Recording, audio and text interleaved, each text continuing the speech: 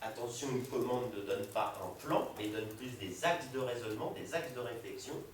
Mais en tout cas, quelle que soit la structure de la rédaction que vous allez choisir in fine, il faudra démontrer que vous avez abordé, quelle que soit la forme ou les parties que vous avez choisies, tous les mots-clés de la commande.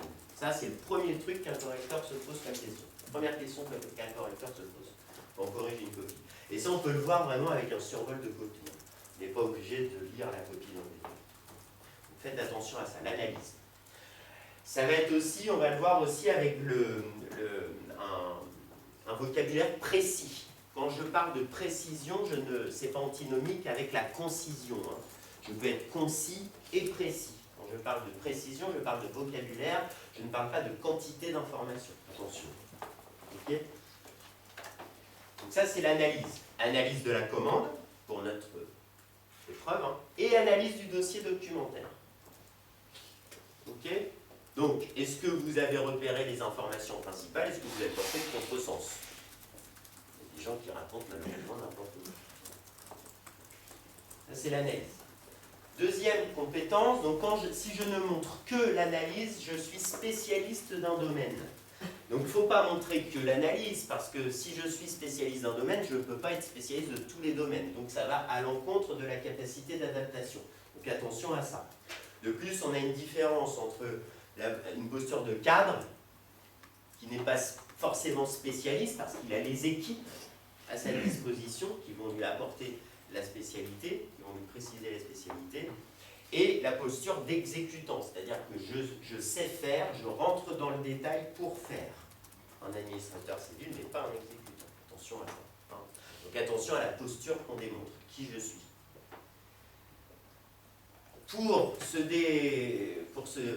Pour faire la distinction à partir de l'analyse, hein, c'est la synthèse. Pour aller vers la compétence d'encadrement, la synthèse. La compétence clé à partir de la catégorie B, c'est ce qu'on va venir vérifier. À partir de la catégorie B, les gens sont susceptibles d'animer des équipes, d'être force de proposition. On leur demande d'être autonomes. Être autonome, qu'est-ce que ça veut dire être autonome pour vous? Comment on peut vérifier la capacité à être autonome d'un candidat?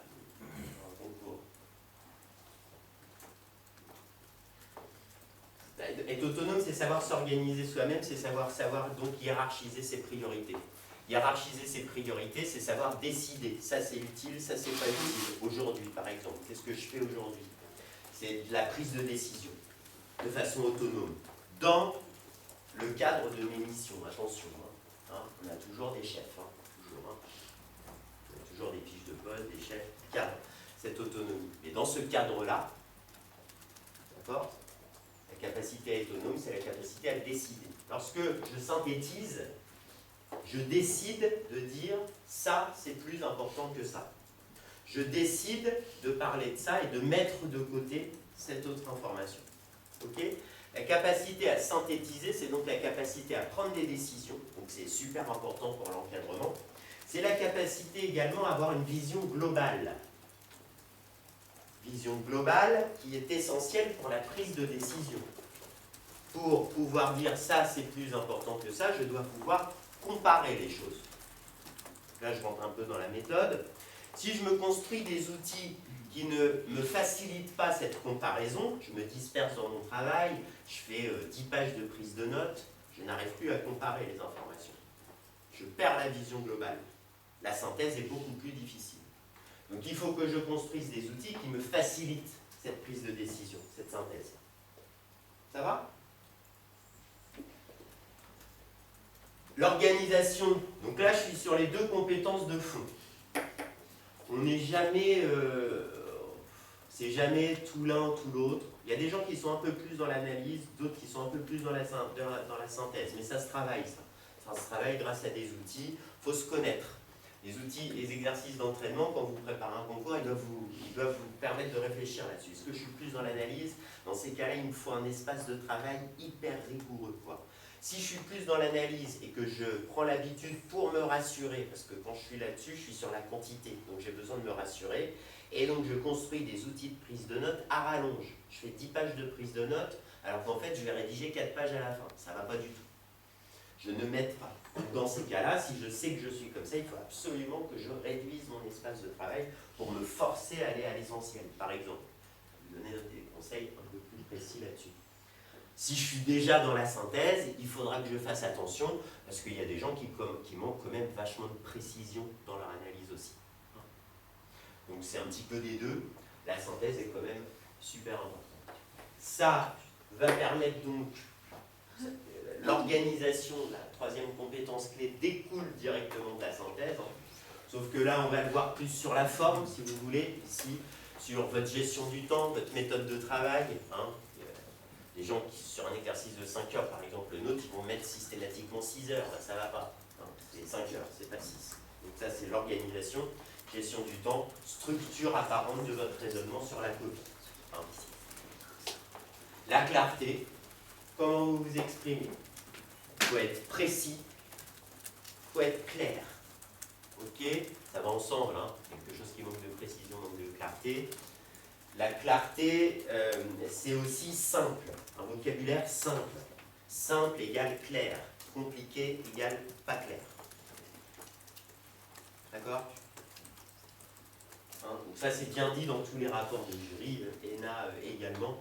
Donc quand vous passez un concours, toujours allez voir les rapports de jury et posez-vous la question vraiment de ce qu'on attend, analyser les rapports de jury. Ok? Ça va, donc ça, c'est ce qu'on appelle aussi des compétences transversales.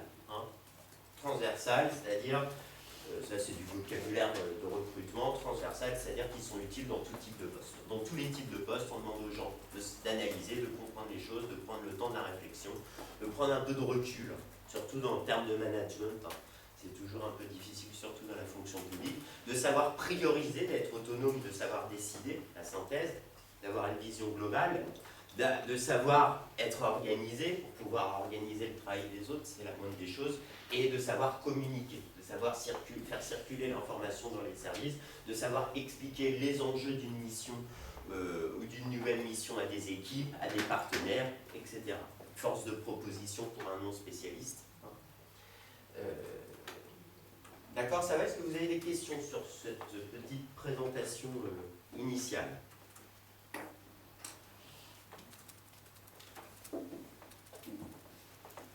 Ça va? Donc ça, c'est votre objectif. C'est toujours la définition de l'objectif. Je précise un petit peu pour l'ENA, les rapports de jury. Alors, les rapports de jury font plus de 50 pages. Moi, j'en ai vraiment retiré l'essentiel, j'ai synthétisé. Donc, vous, dans votre préparation, si vous êtes motivé par ce concours d'entrée, allez voir, allez analyser un petit peu plus précisément quand même. Il y a quand même plus d'informations que ce que je vais vous donner là.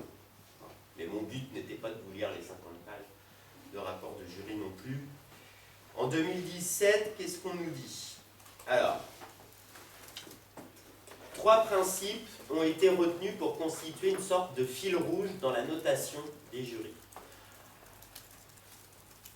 Ce qu'ils mettent en premier, en haut, donc on va voir ça, dans un document administratif, ce qui est en haut est toujours plus important que ce qu'il y a en bas, toujours, c'est une règle essentielle, qui rencontre très peu d'exceptions, même pratiquement pas, on va voir ça. Les membres du jury, donc ce qui est le plus important, c'est la valorisation de la réflexion personnelle. Donc finalement de votre analyse. Réflexion personnelle. Les membres du jury ont cherché à cerner au plus près les qualités attendues des candidats en s'interrogeant sur les compétences dont l'État a besoin, donc on parle bien de recrutement, on est bien sur les compétences, dont l'État a besoin pour l'avenir. Un concours n'est pas un examen. Il n'évalue pas uniquement un socle de connaissances. Il est ouvert pour pourvoir des postes en fonction des besoins de l'État qui évoluent.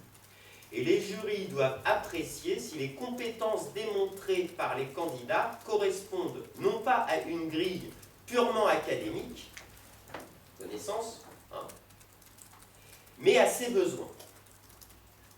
En termes d'adaptation, c'est quoi les besoins de l'État aujourd'hui en termes de compétences transverses? Vu qu'on n'est pas sur des compétences métiers, vu que vous postulez pour un corps, et que là on parle du corps des administrateurs ici, pour d'autres corps, parce que ça peut ouvrir à d'autres choses, mais bon, en général, pour le premier adaptation aux réformes, déjà, aux changements, aux évolutions de la société qui vont de plus en plus vite. Aujourd'hui, on a la problématique du changement climatique qui devient de plus en plus pressante, par exemple, qui va influer de plus en plus fortement sur l'élaboration des politiques publiques. C'est clair, on le voit déjà. Hein. Mais il n'y a pas que ça, il y a aussi les piliers sociaux et économiques, hein, qui, bon, tout ça c'est lié.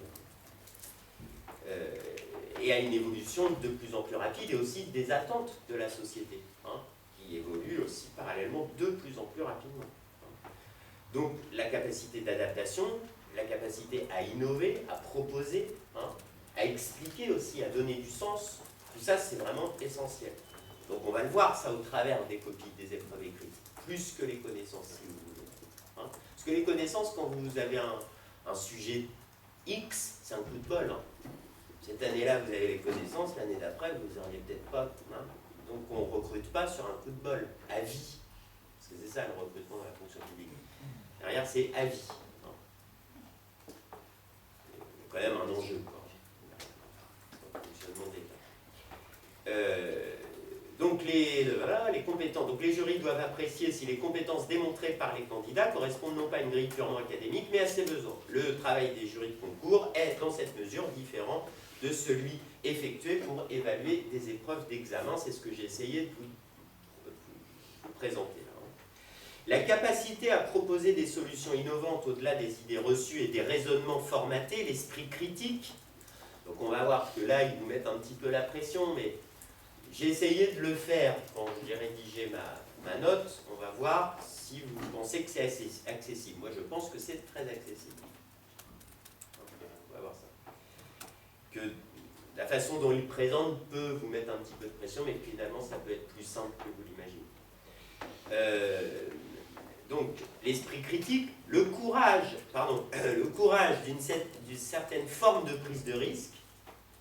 Hein, donc là, quand il formule cette phrase-là, ne prennent pas de risque beaucoup, hein, on va essayer de voir ça. L'aptitude à construire un raisonnement opérationnel, donc ça c'est fondamental, hein. C'est la capacité à raisonner qui montre une capacité d'adaptation. Je peux proposer des solutions innovantes, mais si je n'ai pas démontré d'abord ma capacité à raisonner, c'est pareil, je suis plus sur le coup de bol, c'est-à-dire que sur ce domaine-là j'ai proposé, mais c'est la capacité à raisonner, à établir un raisonnement, une démonstration qui montre une capacité d'adaptation derrière. Hein. Sont ainsi apparus comme des éléments devant être valorisés dans les copies et exposés oraux. Hein. Compétences que je vous présente, c'est le but, enfin c'est votre objectif pour l'écrit et pour l'oral. Hein. À l'oral, projet professionnel et curiosité sur le monde qui vous entoure en plus. Donc dans les copies et exposés oraux, car témoignant d'une réflexion personnelle et d'une maturité certaine.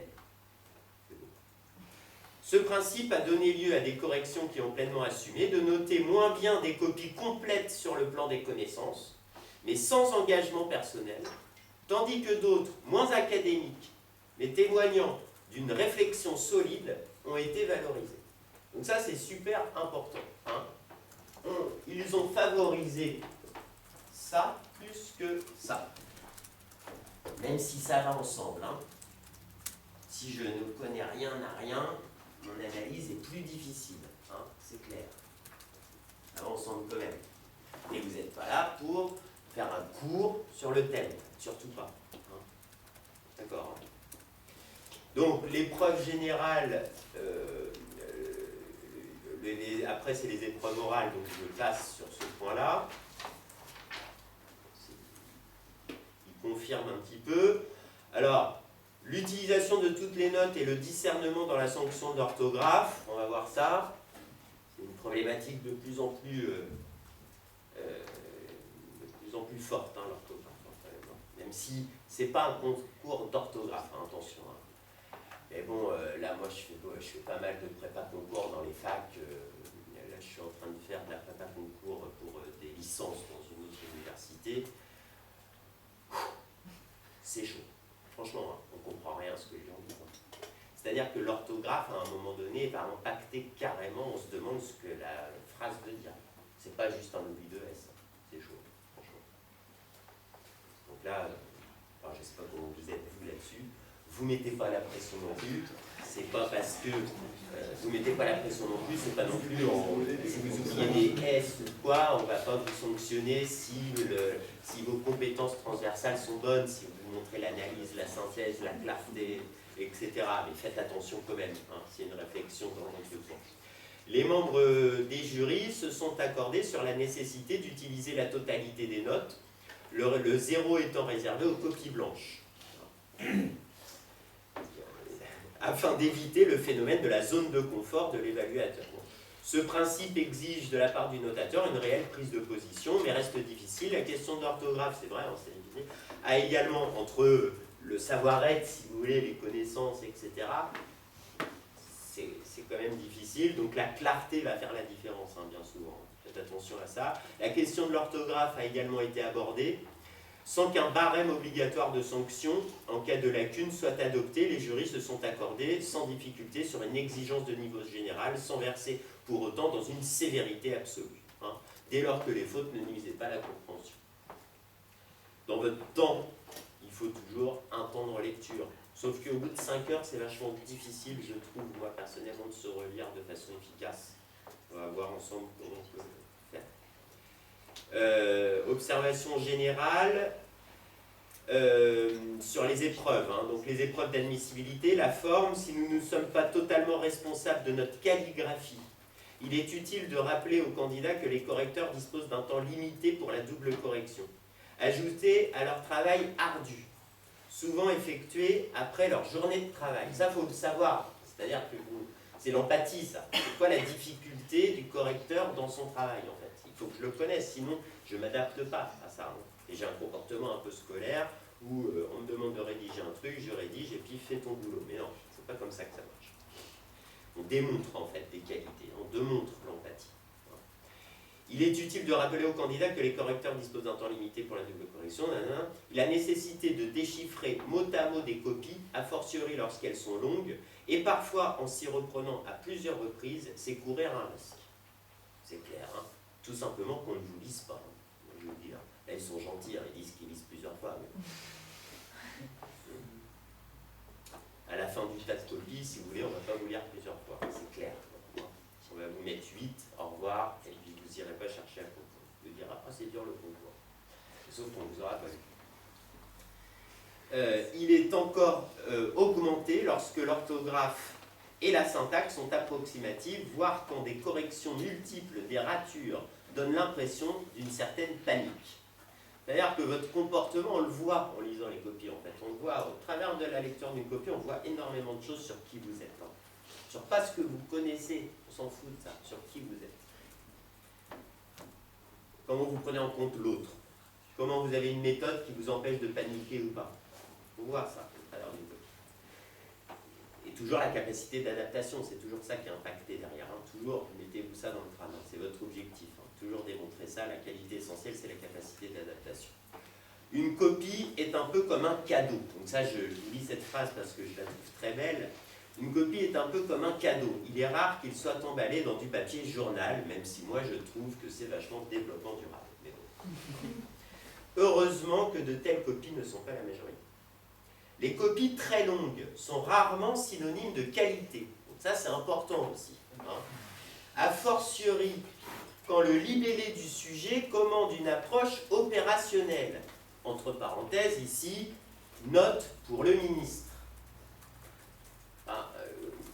Même déjà, moi je trouve, donc là, moi c'est mon analyse personnelle, je trouve que les copies qui sont en ligne sont déjà super longues pour une note à un ministre. Hein. Donc quand on fait les recrutements en interne ou en examen pro, de gens qui sont déjà fonctionnaires et des concours A+, à peu près du même niveau, ingénieur des ponts par exemple, bah, c'est 5 pages dactylographiées maximum. Et s'il dépasse, bim. Donc là, c'est 5 pages dactylographiées, donc ça fait 10 pages. Je trouve ça vachement long pour un ministre. Super long. Voilà, c'est pas le ministre qui va lire ça. C'est pour l'instant l'entrée de l'école de l'État. Après, on vous apprendra à être plus concis. Vous serez au cabinet du ministre, vous apprendrez à être plus concis par la force des choses. Donc, et la longueur des développements est hélas souvent inversement proportionnelle au caractère percutant, c'est-à-dire au caractère opérationnel. Plus c'est long, moins c'est efficace en fait, diffuser une information. Les candidats se rassurent à tort en faisant état de toute la connaissance, approchant de près et parfois de loin le sujet. Mais ce faisant, ils ratent l'occasion de s'approprier leur connaissance pour livrer une réflexion personnelle. On reste toujours là-dessus. C'est plus important que la somme des connaissances. Si un plan est évidemment requis pour articuler le raisonnement et le rendre lisible et percutant, il n'est pas forcément utile de descendre à un niveau de numérotation des sous-parties à ce point détaillé qu'il en devient irritant. Donc prenez ça en compte, toujours, on va voir ça ensemble. Je vais vous donner des conseils. Enfin, s'agissant des épreuves techniques de questions sociales et de finances publiques, donc c'est ce qu'on va aborder nous ensemble aujourd'hui, leur difficulté tient en partie au nécessaire traitement homogène des 3 questions posées. Les questions, faites attention parce que là il y avait 3 questions posées, mais ce n'est pas tout le temps le cas. On va voir ça. Les copies présentant de longs développements pour une seule ou 2 des 3 questions donnent inévitablement une impression d'impasse. Mieux vaut sans doute traiter de manière plus concise la question qu'on connaît le mieux pour relativiser la brièveté du traitement des autres. On est toujours dans une stratégie. Toujours. C'est ça. Être stratège, c'est pas négatif. Être stratège, c'est savoir s'adapter aussi. C'est avoir une méthode. Quand on négocie avec un partenaire, quand là le gouvernement est en train de négocier ou pas avec les partenaires sociaux pour la retraite, c'est des stratégies. C'est une compétence professionnelle, être stratège. Le fond, force est de constater que les rapports des présidents précédents restent d'actualité. Pour autant, les commentaires qui suivent se refusent à dénoncer uniformément le formatage des candidats. C'est pas très clair après. Il est normal et, pour tout dire, rassurant que les candidats au concours de l'ENA se préparent intensivement. Donc il y a un certain formatage. Mais bon, je critique quand même. Je vais aller un peu vite là-dessus. Il y a quand même un certain formatage. Et en fait, il critique un petit peu, donc c'est la somme de connaissances, etc. Le fait toujours que pas vous, mais les candidats ont du mal à critiquer le rôle de l'État. Mais quand je parle de critiquer, c'est pas forcément dire que c'est négatif. C'est analyser son rôle, dire voilà, c'était bien ou mal, en fait, ça peut être bien aussi. Les 3 conseils qui suivent se nourrissent des constats faits par les examinateurs. Il est indispensable, alors je vais survoler là, il est indispensable de bien comprendre et définir le sujet. Ça paraît évident, mais si vous voulez, moi, tous les gens que j'entraîne, tous les gens qui m'achètent d'ailleurs avec leur denier propre de la formation personnelle, du coaching, s'ils se plantent ce jour-là, c'est l'analyse de la commande. C'est pas l'analyse du dossier, c'est pas la structure, c'est pas la clarté, c'est pas la gestion du temps, c'est l'analyse de la commande. Tous les gens que j'entraîne et où j'ai dit, au travers de l'entraînement, cette personne-là a des chances d'aller à l'oral. Ok. Si c'est planté ce jour-là, c'est l'analyse de la commande. Pourquoi? Parce que ce jour-là, vous n'êtes pas les mêmes. Il y a un enjeu. Et on a tendance à aller trop vite sur l'analyse du sujet en se disant qu'on va mieux gérer le temps, en fait. Mais non, surtout pas. En fait, vous allez moins bien gérer le temps parce que vous allez plus galérer dans le dossier, vous allez moins visualiser ce que vous cherchez, et puis vous allez zapper un petit mot-clé. Des fois, c'est super simple. Après, on fait relire ça aux gens et ils disent super simple, un tout petit mot-clé qui n'apparaît pas dans la structure. Bing. Mauvaise analyse de la commande, au revoir. Il y a des points qui sont attribués à ça. Donc, comme c'est dans le cadre d'un concours, on compare l'analyse de la commande. C'est rédhibitoire pour un recrutement. Ok, il vaut mieux passer trop de temps sur l'analyse de la commande et avoir moins de temps pour l'analyse du dossier que l'inverse. C'est clair et net, en fait, dans vos gestions de priorité. Toujours. Donc, analyse, bien comprendre le sujet. Vous lirez ça plus dans le détail, bien sûr. Le soir dans le lit, c'est super.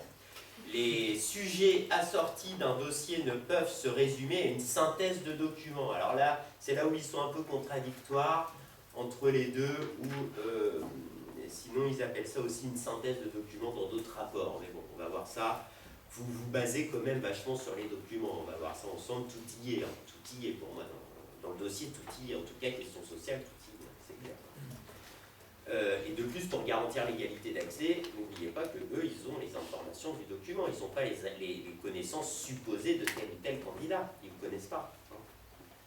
Donc, jouez bien au jeu de l'égalité d'accès, ça vous sauvera toujours pour comprendre un peu et vous adapter à des épreuves quand vous manquez de connaissances. Toujours, toujours, toujours. Pensez bien, mettez-vous toujours à la place d'un correcteur, qu'est-ce qu'il peut avoir sous les yeux. Ça vous sauvera toujours, ça.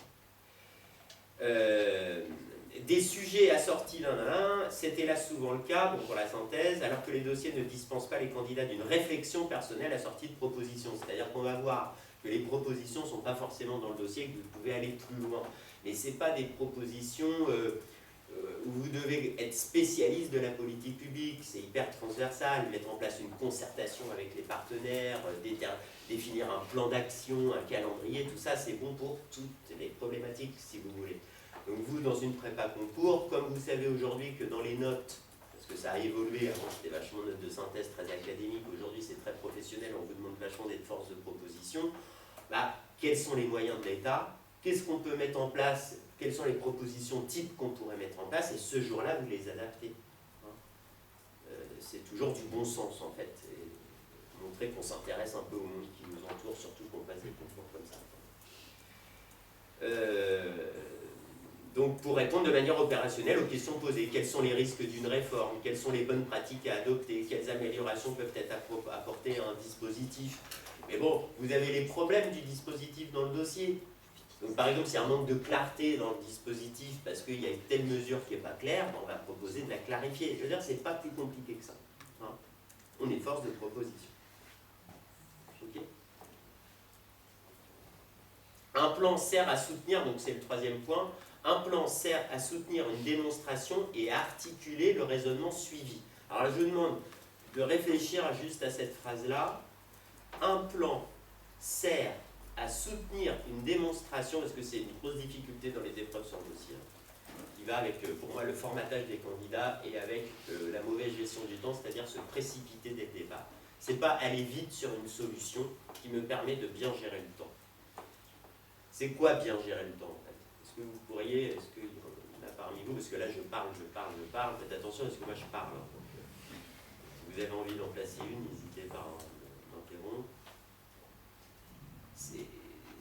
C'est une bonne gestion du temps. Pourquoi je dis ça n'est surtout pas, et c'est même contraire, à aller vite, se précipiter dès le départ par exemple. Pourquoi ça ne va pas?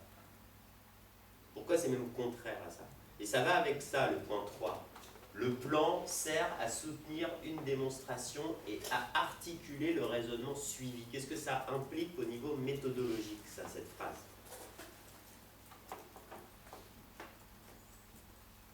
On est le même vocabulaire ensuite. Bon, je vais corriger le coquille. Ouais. Il faut avoir son raisonnement. Exactement. Tout simplement. Le raisonnement, il va être composé de quoi? Il va être composé de la commande, de mon analyse de commande. Il va être composé de mon analyse du dossier documentaire et peut-être des connaissances qui vont nourrir peut-être cette réflexion. Donc, combien de temps je mets pour analyser une commande et un dossier documentaire à peu près dans ces épreuves-là? Moi, Étienne, je mets à peu près 1h30. Donc, je sais dans ma gestion du temps que je ne dois pas penser plan, c'est-à-dire solution. Qu'est-ce que je vais rédiger, comment je vais le rédiger, avant 1h30. Ça ne sert à rien. C'est parasite à mes réflexions. J'inverse, je mets la charrue avant les bœufs. Si je pense solution avant raisonnement, ça ne va pas marcher. Je suis formaté, je ne valorise pas un raisonnement et je ne m'adapte pas à la problématique du dossier en fait. Donc si je veux une méthode qui me permette systématiquement pour toutes les épreuves sur dossier, de vraiment m'adapter au sujet, et faites attention parce que pour les concours, la plupart du temps c'est quand même vachement bien fait hein, les épreuves. Hein. Ils ont bossé sur le dossier, ça se voit. Mais des fois c'est mal fait. Hein. Et ce jour-là, bah, on ne vous dira pas dans le rapport de jury, le sujet il était mal fait. Dans le rapport de jury, on vous dira les candidats ils ont mal analysé la commande. C'est ça qu'on vous dira. Là, c'est clair. Et ce jour-là, s'il n'y a pas de rupture d'égalité d'accès, le concours ne sera pas annulé. Ça sera à ceux qui s'adapteront le mieux à la difficulté. Si tout le monde a le même dossier, les mêmes photocopies, il n'y aura pas de rupture d'égalité d'accès. Donc, toujours d'abord la réflexion, Et c'est cette réflexion que je vais structurer petit à petit qui va m'emmener au plan. Là, je sors du... En gros, épreuve sur dossier, gestion du temps. J'aborde ça tout de suite, notez-le. C'est, attention, un truc théorique que je vous donne qui est adapté à tout le monde. C'est vous, au travers de la réalisation des exercices, vous devez adapter ça à vous. Hein. Pour bien gérer le temps, il faut toujours anticiper sur une durée qui est incompressible, qui est la rédaction. C'est une durée incompressible. Il n'y a pas de stage d'écriture rapide. La clarté, c'est super important. Il faut avoir le temps de se relire parce qu'il y a des fautes qui peuvent être rédhibitoires et qui peuvent être même carrément des fautes d'inattention. C'est-à-dire que vous savez le faire, mais par exemple, moi, pour les concours de catégorie A, les gens qui ne se relisent pas, on voit par exemple souvent des ENT au pluriel des noms. Moi, je ne suis pas champion du monde d'orthographe, mais je trouve que ça pique vachement. Donc forcément, ça dévalorise une copie, si vous voulez, pour de l'encadrement supérieur. Les gens qui vont s'adresser parfois au directeur, au préfet, à la centrale, voire au ministre. Hein. On a des catégories A, on n'a pas besoin d'être à plus pour être cabinet du ministre. Hein. Il y a des A aussi qui sont au cabinet des ministres. Hein. Et ces gens-là, ils ont intérêt à ne pas faire de faute. Hein. Parce que vous, quand vous vous faites engueuler par un ministre, ok, donc anticiper toujours sur cette durée incompressible. On dit qu'un rédacteur moyen va mettre à peu près, et ça vous êtes un peu, normalement vous êtes au-dessus, hein. Un rédacteur moyen met à peu près 20 minutes pour rédiger une A4. C'est une moyenne.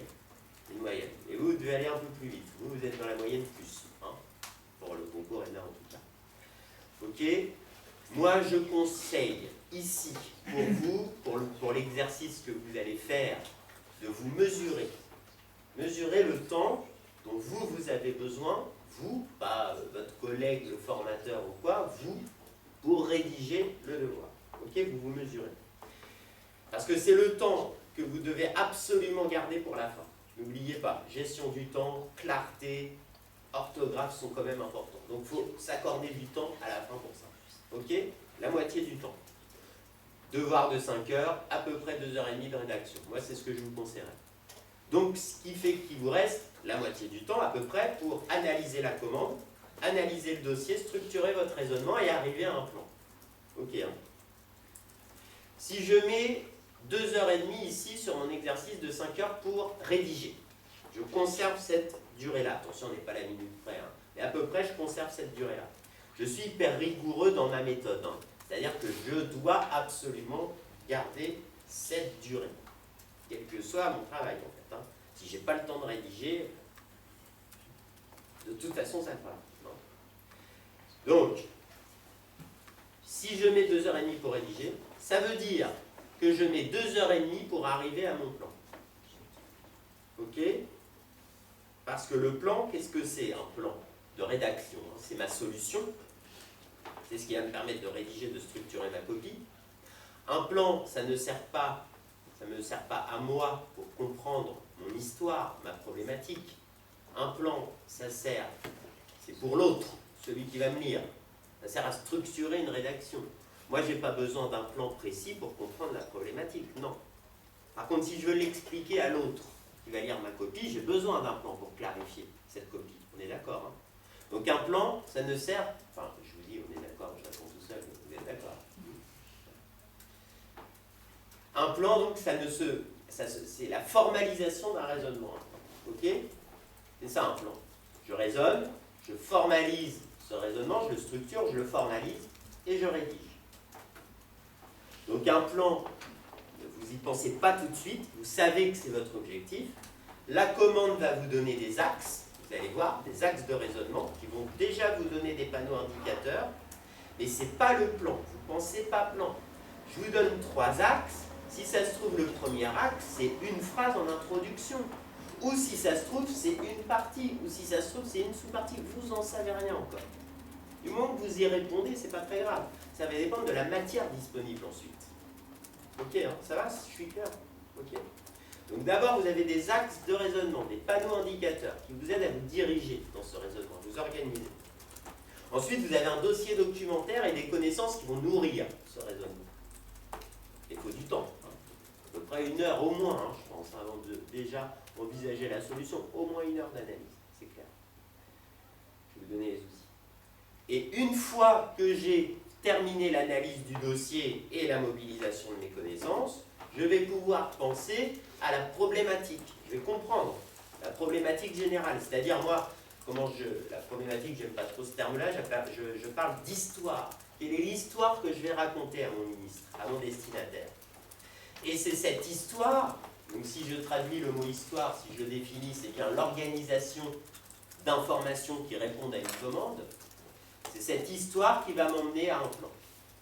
D'accord? Donc je vais construire des outils qui vont formaliser l'histoire et qui vont me faire apparaître la quantité d'informations disponibles pour pouvoir équilibrer à peu près, attention, on n'est pas dans un équilibre à la ligne près, surtout pas, c'est très scolaire ça, mais on va pouvoir équilibrer à peu près les différentes parties de mon raisonnement pour arriver à un plan logique de rédaction. Ça va ou pas? Ok? Donc toujours le fond avant la forme. Pour moi c'est clair, c'est le fond qui conditionne la forme. Si j'ai pas de fond, j'ai pas de forme. Ok? C'est sûr. Hein? Et certainement pas la forme au début. Faites attention à ça, parce que ça c'est une grosse difficulté, hein, quels que soient les niveaux. Hein.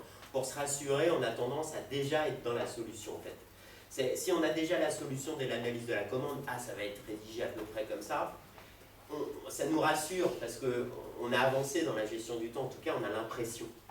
Mais souvent ça ne marche pas, on s'est mis dans des boîtes et dans ce type d'épreuve il y a un côté énergie. C'est-à-dire l'énergie que je dépense à un moment donné, je l'ai perdue.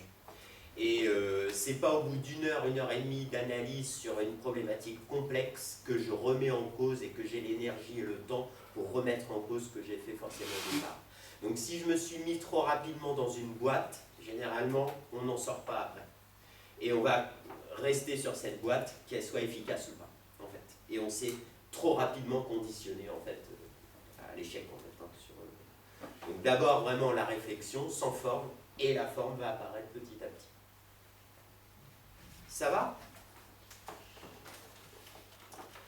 Donc le plan sert à soutenir une démonstration et articuler le raisonnement suivi. Les meilleures copies, que ce soit dans les épreuves de disserte comme celle sur dossier, répondent à cet impératif. Okay, donc ça se voit. Ça se voit tout simplement lorsque vous rédigez une intro, dans les liaisons que vous pouvez faire entre les parties. Quand il n'y a pas de liaison entre les parties, c'est que vous n'étiez pas capable d'en faire. Donc, ça veut dire que l'histoire que vous racontez grâce à ce plan n'est pas cohérent. Enfin, le plan n'est pas cohérent par rapport à l'histoire. C'était pas possible de créer des liens. En fait, par exemple, c'est comme ça qu'on va l'évaluer tout ça. Puis on va le voir, la logique, on va le voir. Bon, il y a du remplissage sur une partie, c'était pas bon. En fait, le plan était trouvé trop vite, et donc du coup vous avez voulu le tenir. C'est ça. Et donc on le voit. Donc c'est un problème d'adaptation. Parce que si c'est toujours le même plan, quelles que soient les problématiques, c'est un gros problème d'adaptation, de formatage en fait. C'est ça que ça veut dire, au niveau des compétences professionnelles. La clé d'une copie réussie est au fond assez simple. Je fais un survol, il faudra approfondir. Il y a bien sûr l'appropriation solide des connaissances qui figurent au programme. Et là, je suis pas sur l'épreuve de notes. Le courage qui consiste à faire une analyse personnelle, à proposer à son soutien un raisonnement construit, argumenté, oser la créativité, nanana. Il est tout à fait possible, par exemple, de penser d'écrire que le rôle de l'État n'est pas de s'occuper du bonheur du citoyen. Bon, ça, c'est de la discernement. Définir les termes du sujet. Donc, il vous donne des conseils méthodologiques, le contextualiser. C'est ce que je vais vous donner aussi comme conseil. Ça, c'est essentiel. On vous pose une commande. La première chose à faire, le plus simple, vraiment simple, mais il faut prendre le temps de le faire, c'est de définir tout simplement chacun des mots de la commande. Mais même les mots qui vous semblent les plus évidents, les plus simples, prendre ce temps-là. Car quand on définit, on détaille. Et quand on détaille, on structure déjà un raisonnement. Et ça nous permet de mieux comprendre derrière. Ça va vous permettre de mieux dominer les dossiers, de mieux comprendre. Ça va vite. Définir un mot, ça va vite. Ça ne prend pas 2 heures. Ça va vite, mentalement. Mais il faut vraiment y penser et prendre ce temps. C'est tout con, c'est tout simple. Les gens ne le font pas. Ce jour-là, avec la gestion du temps, les gens vont trop vite, ne le font pas. Bon, il n'est pas interdit de s'appuyer sur son expérience professionnelle pour faire des propositions. Donc après, j'ai question sociale. Je vous lirai ça un petit peu plus précisément après, à la fin du cours. Est-ce que vous avez des questions sur tout ça? ça. Après, je vais vous présenter la méthode et puis on va illustrer avec le sujet. Je reviendrai sur un petit peu plus précisément sur les rapports de jury concernant l'épreuve qu'on va voir ensemble en fin de journée. Ça nous rappellera un petit peu les attentes qui sont quand même, vous êtes en mode projet, le projet est de devenir fonctionnaire, c'est la définition de l'objectif quand on est en mode projet qui est le plus important. Donc, comprendre les attentes des jurys, c'est fondamental, toujours, parce que sinon on galère dans des épreuves et on ne sait pas pourquoi, on ne gère pas le temps, si on est vachement sur la connaissance, on y arrivera moins. Donc ça c'est important que vous le compreniez. Est-ce que vous avez des questions là-dessus? Ça va? Je vous propose une petite pause rapide, 5-10 minutes, enfin 10 minutes à peu près. Et puis après on illustrera un peu plus par la pratique.